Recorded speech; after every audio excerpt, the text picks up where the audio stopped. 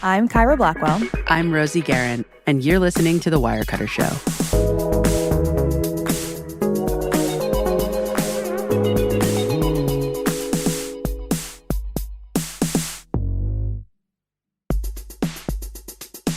Hi, Rosie. Hey, Kyra. Are you excited? It's getting really hot outside. It's getting warm, and today we're talking cool, crisp, chilled, canned cocktails. I love it. Backyard barbecues, tailgates, picnics. Nothing is better than a chilled drink in the sun for these events and beyond. That's why I'm excited to really dig into the world of these new sophisticated canned cocktails. I'm not going to lie, not that long ago, I was drinking White Claws at these kinds of events, and I don't think that's the move anymore. It's a judgment-free zone, but I can understand if you were ready to elevate. You like a nice cocktail, so I do.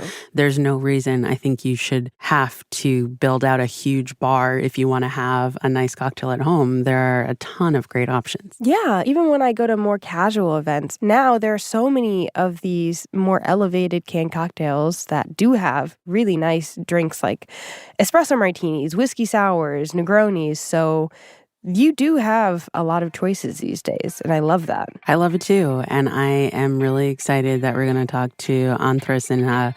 She's an associate staff writer on the kitchen team here at Wirecutter. We've had her on the show before. She's absolutely delightful, and she's going to talk about testing these canned cocktails, what she learned, what we can expect, and hopefully how to pick the right one to match your vibe. Plus, we're going to do a little taste test live on the show. Antara, welcome to the show. Thanks so much for having me. Welcome back. Thanks. Yeah. So today we are talking about canned cocktails. I think a lot of people still might associate them with a hard seltzer or a drink that you bring to a tailgate or a backyard barbecue, and it's something that you're just throwing back and kind of getting drunk. When I was reading your guide, I didn't recognize any of the brands that you recommend, and they look more elevated and sophisticated. So it seems like something's changed, and you have 9 picks in your guide. They range from anything from espresso martinis to margaritas to old fashions. So what is the difference between these canned cocktails in your guide and other alcoholic beverages that you can get in a can? Yeah, I think you really hit the nail on the head with how much the space has changed. Mm-hmm. I think that a lot of people's introduction to canned alcoholic beverages is kind of the tailgate, White Claw, high noon variety. Mm-hmm.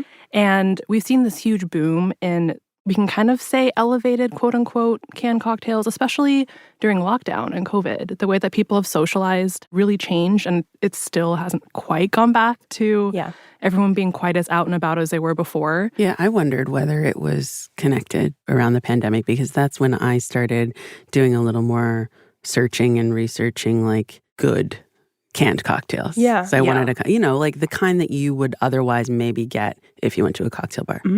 Totally. And that's exactly the need that the industry kind of met the moment. These are the kind of drinks that you would sip at board game night, a dinner party. They're mixologist approved. They are touting high-end liquors. They're really carefully curated and packaged, and it's very different than a college tailgate experience.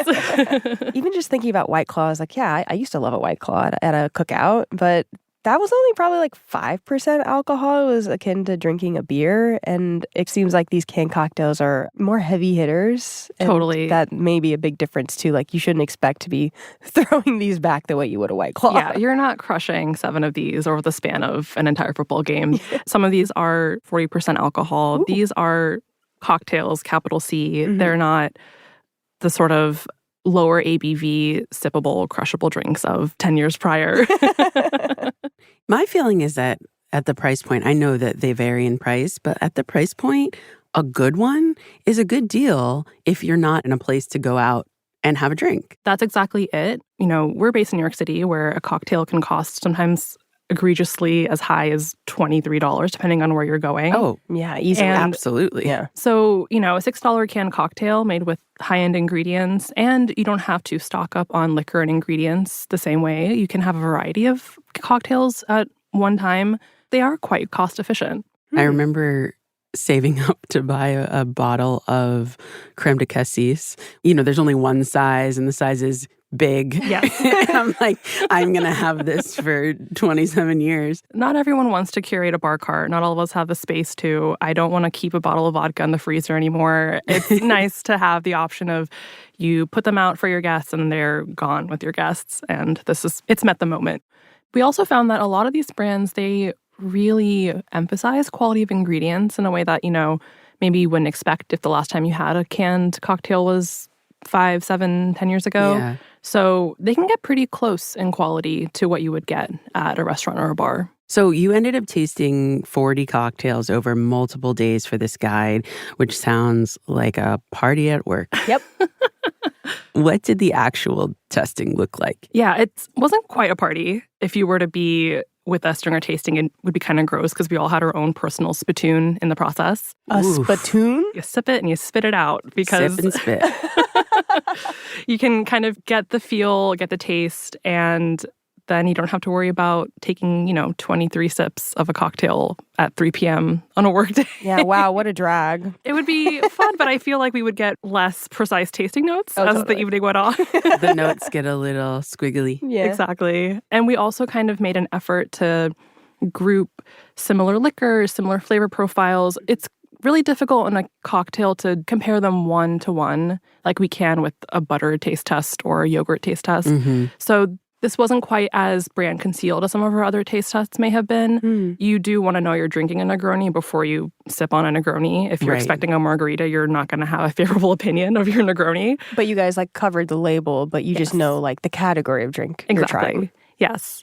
So we made an effort to compare like to like, and we also took into account that everyone has very different preferences of their favorite drink. And we narrowed it down to something where there's a list where we hope no matter what your preference is, you can find a cocktail for you on the guide. Mm-hmm. What is your guidance for how to pick the right canned cocktail for you? I mean, beyond if you don't like vodka, don't pick a vodka cocktail. Or if you don't like something, I've noticed a lot of them are effervescent. Sometimes I don't like or want that. Mm-hmm. But beyond that, how do you suggest people think about it? Actually, to your point, I think that what you said, if you don't like vodka or if you don't like whiskey, I think that canned cocktails are the best time to try drinks that you may not normally go for, just because it is a cheaper, lower commitment way to test out, do you like an espresso martini, but do you want to keep the necessary ingredients at home? Now's a chance to try it. But to look for a good canned cocktail, we found that we had the best luck with brands that were really specific with their ingredients. And it's something that they were touting or bragging about intentionally. So what would be an example of that? Yeah, so Tip Top, one of our picks, for example, we loved their espresso martini. And it was actually one of the few coffee-based cocktails that we really enjoyed from the many that we tried. And we found that they specifically mentioned, for example, that they were using Counterculture Coffee, which is a brand that we also have chat about on our coffee guides on the site. So just that specificity, you know what to expect, and you also know that they're not cutting corners and putting, cheaper booze or cheaper ingredients, because there is a lot of concealment that can happen in a can. And so you really want to look for the specifics that the brand is touting. Usually a lot of cocktails aren't too many ingredients, so you really taste each one, which is why that specificity is so important. Like an old-fashioned is just whiskey, sugar, and bitter, so you want it to be a good quality whiskey. Some brands also even mention partnerships with certain mixologists, and maybe you like a certain liquor specifically, and if you see that it's touting a certain brand, you're more likely to enjoy those than something that's like, we're malt liquor at a certain percentage, and we have cherry natural flavoring. So there's an audience for that, but read the ingredients. Okay, Antara, we're going to talk about a few of your favorites from the guide and do a little taste test, yes, on a weekday at noon. But before that, we're going to take a quick break. Be right back.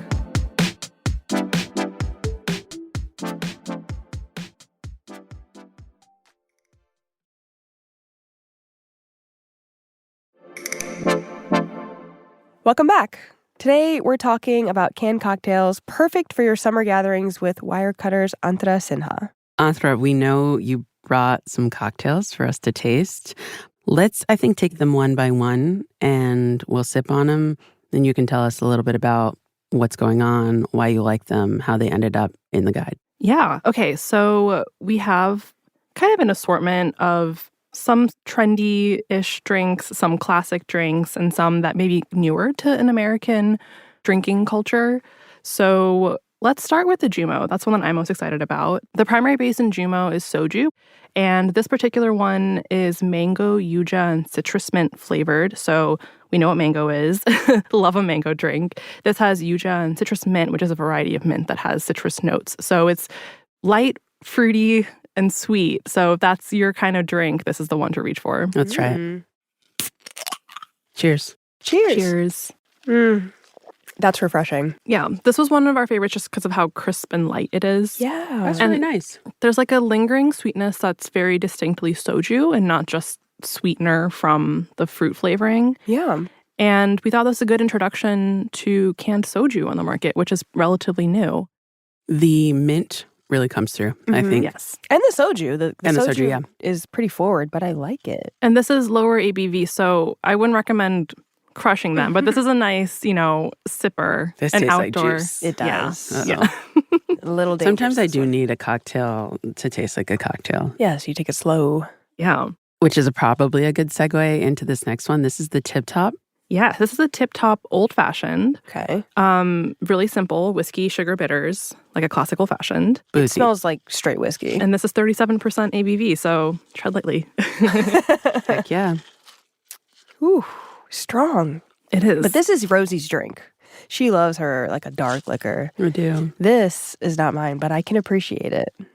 Yeah, it's definitely one of the higher quality old fashioned styled drinks that we had. Would you like a top off? Even for me, I'm good. I don't know if it's because it's noon or what, but this is hitting. Yeah, It definitely feels strong. it is strong. We really like, there was like a lingering spiciness that we enjoyed. It is. The flavor's really deep and nice and tastes complex. Yeah. Yeah, it doesn't taste like a cheap whiskey. One of our tasters said that they wouldn't be disappointed if they were served this at a bar. Yeah. I think just broadly across the board, Tip Top was a really reliable brand. And it's also one that you can find at a lot of liquor stores. And it's pretty good price-wise. Yes. It's usually like $20-ish for a pack of 4, Okay. which, is still cheaper than all the ingredients of like a high quality whiskey and the necessary tools that you would need to make one. Yeah. And So- again, not cheaper than what One. you're going to... One cocktail at a bar. Yeah. Yeah. And like we split this one can amongst the 3 of us and we feel like we're good. So, you can probably stretch those 4 cans if you really wanted to. That's true. I think for a lot of these canned cocktails, we found that they all perform better when they were poured over ice and had kind of a second to mellow out a little bit. Should we try... What's this other one here? This is actually called Southside. Gin base. This one is lightly effervescent. It's very bubbly and crisp, and there's lemon and mint. And this is another example of like more of a mature sipping, like an alternative to a White Claw that feels a little more mature and balanced. And this is like, it's a gin cocktail, so it's kind of like a gin and tonic type vibe. Sort of, yeah. Okay. The lemon and mint is the addition in this one. Oh, my days. That's nice. Oh, I love that. It's very simple. That's nice. It's very simple. It's to very the point. simple, but we found that there was like a crispness to the gin flavor that came through. You are getting little bits of juniper, and super nice. Yeah. it's very refreshing. Not Yeah. too sweet. Mm-hmm. Yeah, and give it a sec over ice and it'll mellow out even more. This one's dangerous. This is 10% alcohol. Yeah, I'm going to finish this. That's yours to keep. I'm going to finish that off, Mike. The last one... Yeah, the last one is the Cutwater White Russian, which everyone in the studio is making faces, but Kyra's been disqualified from drinking this because it has dairy, White Yes. Russian. it does. It has Kahlua, it has vodka, and heavy cream. Cutwater was, I think, one of the first canned cocktails on the market. I think that they weren't quite as reliable across their whole portfolio the way that Tip Top is. Tip Top is, you pick it up, you're going to probably enjoy what you're drinking. Cutwater just kind of oscillated too much between quality of ingredients and even just how strong they were. Of the many that we tasted, the White Russian felt like the one that we were most excited to recommend, just because it is something that feels special and not one that you want to purchase so many ingredients for and keep them on hand. Like, how often do you really have Kahlua on hand? Yeah, And so this was our favorite from the mix. I see. So I will preface by saying that we are drinking this in the spring, but this is, I think, kind of like a holiday party sort of sipper. Totally, you want to split a can with someone. This is a full soda can-sized beverage, but it is really rich. It's in the sort of vein of a milkshake, in the vein of like a mudslide. There are people who love this. What do we think? Problem is, This is delicious. I love this. We found a convert. Tell us more. I mean, it tastes like a milkshake with Really? vodka in it. It's sweet, though, which is like always a little bit dangerous. Yum. It is very sweet. It's very kind of vanilla cream forward. It is one of the outliers from our list of picks, but, you know, everyone needs their drink. And for some people, this is their drink.